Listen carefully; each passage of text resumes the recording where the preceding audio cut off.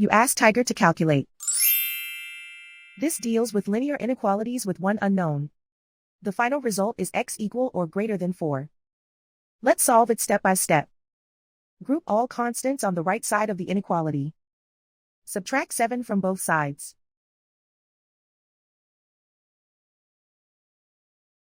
Simplify the arithmetic.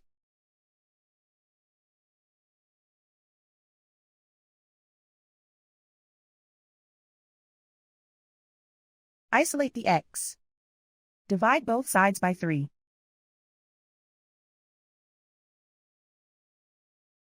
Simplify the fraction.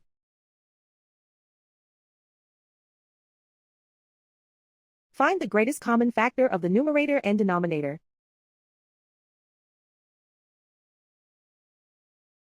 Factor out and cancel the greatest common factor.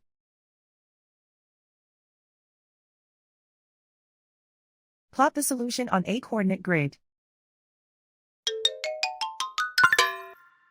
And so the final result is x equal or greater than 4.